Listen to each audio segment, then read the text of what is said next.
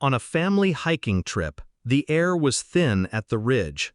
My daughter's small hand clung to mine as the wind howled around us, carrying fragments of laughter from behind. My wife's voice, her sister's echo, both too cheerful for this moment. Then, a shove.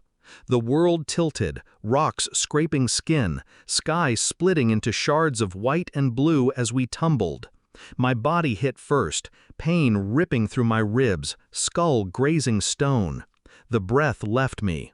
My daughter landed against me with a muffled cry. I couldn't move, not yet, not with them standing above, staring down, their silhouettes etched against the sun.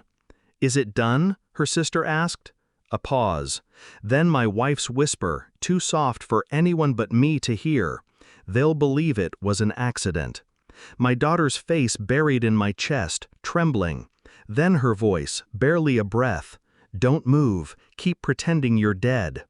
So I did, every muscle locked, every inhale shallow, my mind cold and awake. They lingered a moment longer. Then footsteps receded. Their laughter faded back into the trail. Only when silence pressed against us did my daughter lift her head, her eyes wide, older than 7 should allow. "Dad," she said, her lips quivering, "I have to tell you something." And in that pause, still broken on the rocks, the sky spinning above me, I knew. The truth wasn't just about the fall, it went deeper. We didn't move for a long time. My body throbbed, but my mind sharpened. Betrayal has that effect. It burns away pain, leaving only clarity. My daughter's whisper crawled into me, anchoring me back from the edge of unconsciousness. "They talk when they think I'm asleep," she said. "Mom and Aunt Lydia." Her words cut slower than the rocks, but deeper. "They said you're not supposed to be my dad." The world narrowed. My wife's hand in mine on the day she gave birth, her tears, her promises. I replayed it all, but now each memory cracked, splitting into something colder. My daughter clutched me harder, as if afraid of the silence spilling from me. "They said, my real dad is Uncle Daniel." Daniel, my wife's brother-in-law, Lydia's husband. My chest burned, not from broken ribs, but from the weight of it. The pushes, the laughter, the secret, they thought buried in whispers. The cliff wasn't the only way they had tried to erase me. I swallowed blood, nodded slowly, and whispered back, "Don't tell them you told me. Not yet. Because truth this sharp doesn't get confronted with shouting. It gets carved with silence." The hospital ruled it an accident, hiking injuries, lucky to be alive. Lucky, that's what they called it. I learned to walk again with the sound of their voices still playing in my skull. My wife hovering at my bedside, pretending devotion. Lydia visiting with her forced concern. Daniel avoiding my eyes. I played my role, smiled faintly, spoke little. Behind closed doors, I watched. Phone records, emails. Nights she said she was at Lydia's, I traced her location elsewhere. DNA test kits arrive in unmarked packages. I swabbed my daughter's cheek while she slept, her breath steady against my hand. My blood next. Then I mailed it off, every motion calm, precise, deliberate. Days stretched into weeks. Each dinner was theater. I'd watch my wife pass food across the table, her hand brushing mine as if nothing had shifted. But every smile from her was hollow to me now. Every glance was a script. She didn't know I already held the ending in my hands. When the envelope arrived, I didn't rip it open. I slid a knife cleanly across the seal, just as I intended to cut through the life we'd built. The words confirmed everything. Probability of paternity, 0%. Not mine, never mine. That evening, I set the report on the table between us. She glanced at it, confused, then lifted the pages. Her hands trembled before her face did. "What is this?"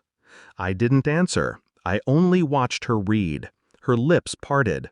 Her eyes searched mine, desperate for some softness, some crack she could crawl through. She found none. "Please," she whispered.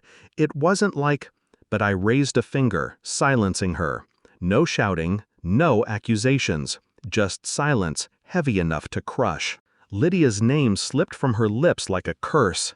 Daniel's followed, strangled. Tears came, apologies, explanations that dissolved before they even left her mouth. I didn't move, didn't blink. I only let her drown in the quiet truth she thought she'd buried. The next day I invited Lydia and Daniel. My wife didn't know until they arrived. 3 chairs, 1 table, the report placed neatly in the center. I didn't speak.